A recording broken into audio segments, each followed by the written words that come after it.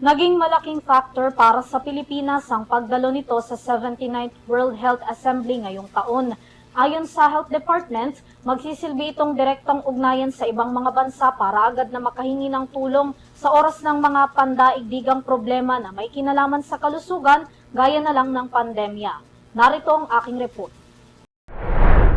Malaking bagay para sa Pilipinas ang pakikiisa at pakikilahok sa multilateral cooperation at pagdalo sa 79th World Health Assembly o WHA ngayong taon. Dito kasi nakakakuha ang Health Department ng mga bagong pamamaraan at estratehiya sa kung papaano pa mapapabuti ang health system ng bansa.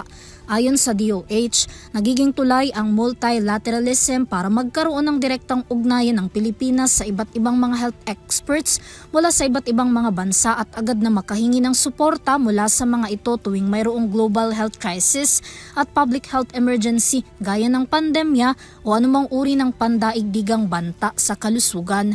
Sa patuloy rin na pagsisikap ng DOH para sa international health cooperation, may tiyak ng pwesto ang Pilipinas pagdating sa listahan ng mga bansang hindi mahuhuli sa bigayan ng mga gamot, bakuna, diagnostic at therapeutics. Sa pagdalo rin ng DOH sa WHA, nakakuha ang Pilipinas ng tulong mula sa Wright Foundation ng Korea at International Vaccine Institute para sa adhikain ng ahensya na gawing hub vaccine at biological manufacturing ang mga gamot ang bansa sa ASEAN.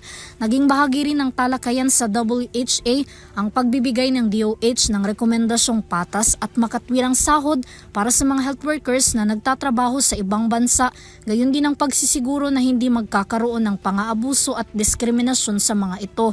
Samantala, bukod dito nakakuha rin ang bansa ng pagkilala mula sa World Health Organization o WHO bilang global epicenter of nursing excellence dahil sa pagpapalakas ng healthcare workforce sa buong mundo. Pareho ring nagkaroon ng pag-uusap ang Pilipinas at Singapore pagdating sa strategic cooperation ng primary care, health promotion, healthcare human resource development, health regulation, security, population at marami pang iba. Para sa EuroTV News, Vanessa Cleofas, sumasaludo sa bawat Pilipino.